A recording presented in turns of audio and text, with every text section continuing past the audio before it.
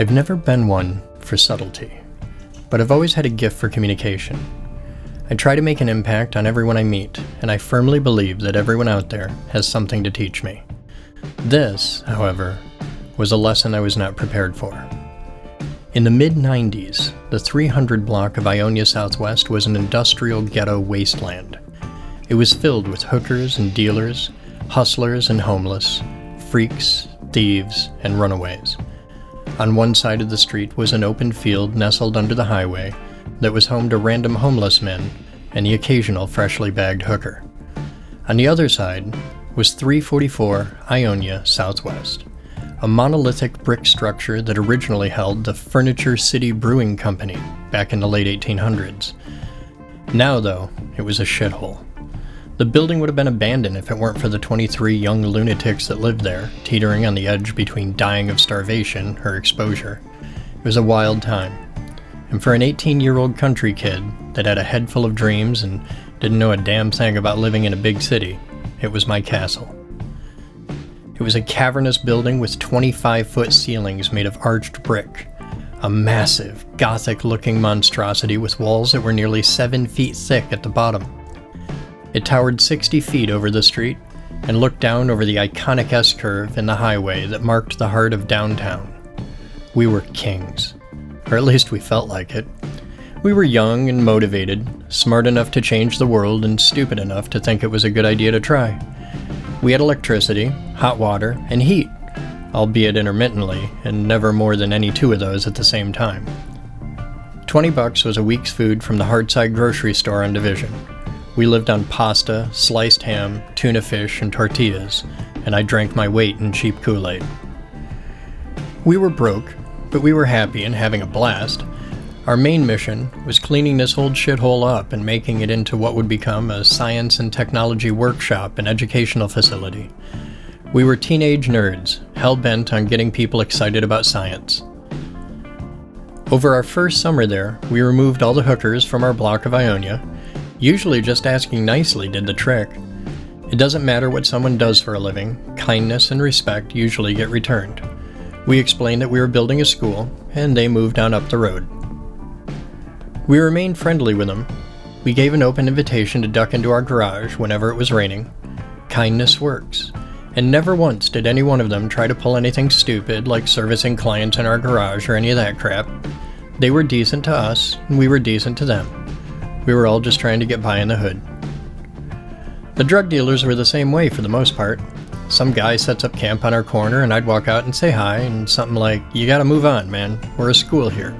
Go up the street and you're fine, but if you're out front of a school, the cops are gonna be all over your ass."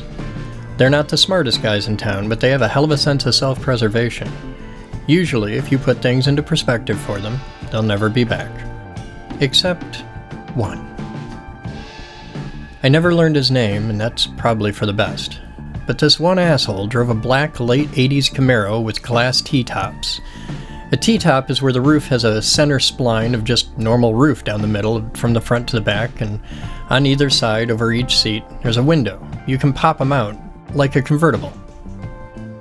He'd always park in the same place, on the east side of the street just before Goodrich. He'd sit there for hours, selling packets out of his car. Sometimes he'd lean against the driver's door, sometimes he'd sit inside, but he'd be there all afternoon and well into the evening. The first day we noticed him, I walked outside, asked nicely, and he was cordial. I expected he'd be gone before I made it back upstairs. Nope, he stayed. The next day I tried again, polite, respectful, but firm. "You gotta go, man. We're building a school here. There's kids and parents, and they're gonna freak out if there's a dealer on the corner. There'll be cops, and it doesn't end well for a guy with your line of work." He didn't give a shit. This was his spot, and he intended to keep it. He made it damn clear that he was there until he wasn't, and that's just how it was going to be. Alright, man. I went back inside, and that was that. I called the cops and got one of many little life lessons about living in a real city. They have actual shit to deal with.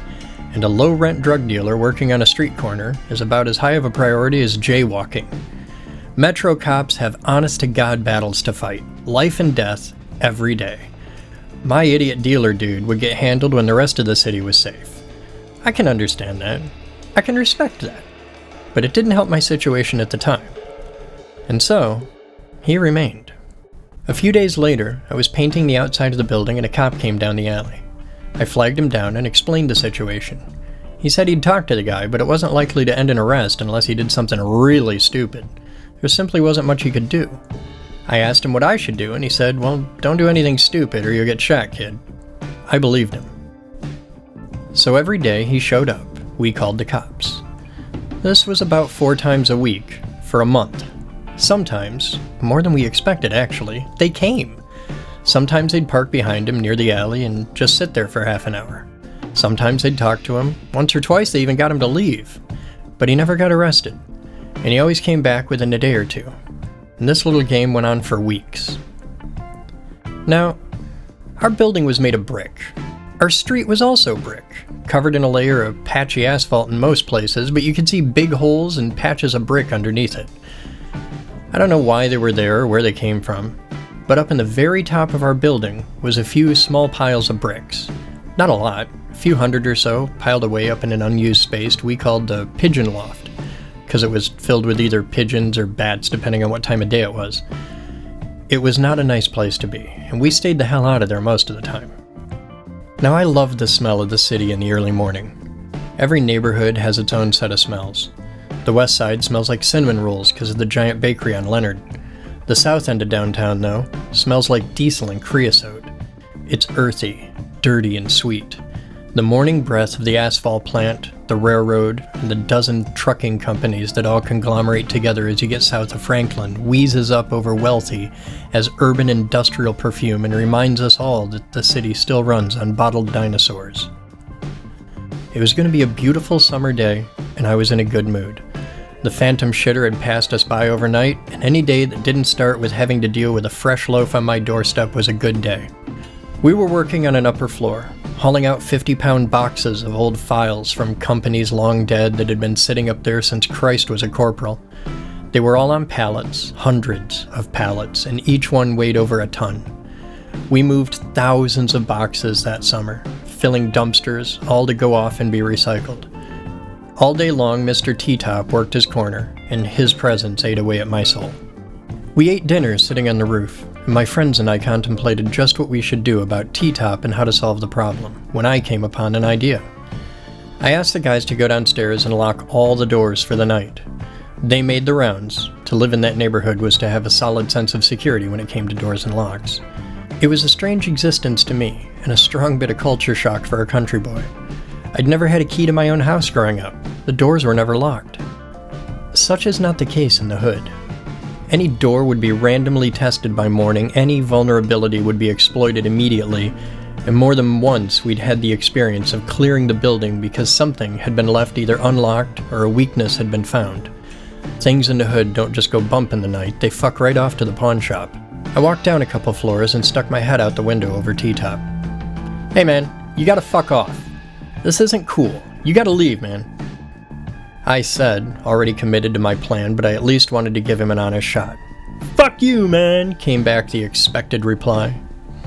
I'm done fucking around with you, man. You're moving tonight. We're ending this. I yelled, trying to be as intimidating as all 130 pounds of white country boy could be at 18 years old. He had 50 pounds, 5 years, and a hell of a lot more street smarts on me, and we both knew it. Just try it, motherfucker. Come on down here. We can work this out, he yelled up to the window. I thought to myself, no thanks, asshole. I may be an idiot hick kid in the hood, but I'm not completely stupid, and I have a castle. And castles are bulletproof. I figured he was armed. I had to assume that just came with the job of being a street corner drug dealer. But I also knew that unless he had a buddy with a tank, there really wasn't anything he could do to get through a couple feet of brick wall. So we made sure the whole team was inside, safe, and away from any windows, and a few of us headed up to the pigeon loft and grabbed a couple bricks. Now these aren't the kind of bricks you see walls made out of. They didn't have holes in them, just a rectangular dent on the bottom. They're really light colored, pinks and whites, and smooth on 5 sides. They're bigger than a regular brick, about double that size, and not nearly as big as a concrete block. You can lift one in each hand, but you're not going to carry them very far. I grabbed 2, and so did my buddies, and we headed up the 7 steps to the roof. I walked over to the edge. A low wall, about 3 feet high, ran around the edge of the building. The top of the wall was made from peaked brown clay tiles, shiny and smooth on top with little bubbles in the glaze. I looked over and moved to where I was just above his car. There was about 60 feet of air, and 4 feet of sidewalk from him to me. He was facing the street, leaning against his car and smoking a cigarette. My friends checked the side street and made sure it was just us. We didn't really get foot traffic down here, but it did happen occasionally, and we wanted to make sure nobody got hurt. I held a brick outstretched over the edge, feeling its heft in my shoulder. My muscles burned as I felt the weight, not only of the brick, but the consequences of my actions and choices. I let go. I didn't toss it. I didn't put any energy into the brick at all. I just opened my fingers and let gravity, God, and Newton call the shots. I didn't want to kill him, which meant I had to get his attention. I couldn't really aim it all that well, but if he saw it coming, I was pretty certain he'd get out of the way. I knew if I just let one go, it would miss him by a mile. It'd hit behind him on the sidewalk. Well, it did hit the sidewalk, hard enough that we heard it from the roof. It exploded into dust and chunks, showering his car with rocks and making a hell of a racket as they hit the door. It took him a full 10 seconds to even begin to process what had happened. By then I had reloaded and was hiding behind the edge when he started to yell. My friend turned to me and said, "We're gonna get shot. We've lost the element of surprise. The walls are over a foot thick, even up here, and trust me, he's gonna be surprised," I said, and peeked over the edge. He wasn't holding a gun. I was surprised. Fuck it, I airmailed another one. This one got a little shove. It landed halfway back on the passenger side of the hood and made a very expensive sound when it hit. The sheet metal of the hood snapped up at the front and back corners, crimping around the brick, and you could see parts of the engine that were supposed to be hidden from my vantage point. Well, that really pissed him off. His yelling was unintelligible from up on the roof, but I'm relatively certain he questioned my parentage and may have said some things about my mother. He started walking towards the front door and was about 2 parking spaces away when I let the third one go.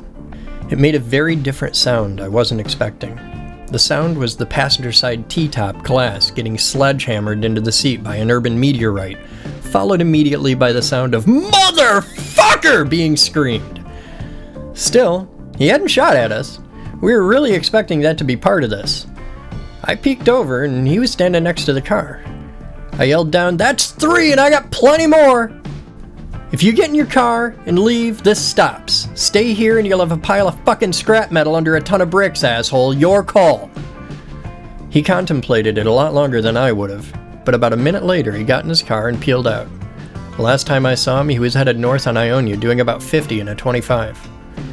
I never saw him again.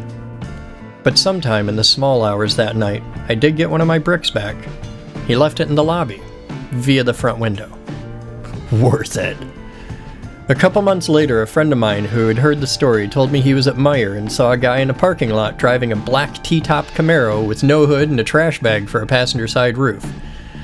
Aside from that, he was never heard from by my friends or I ever again.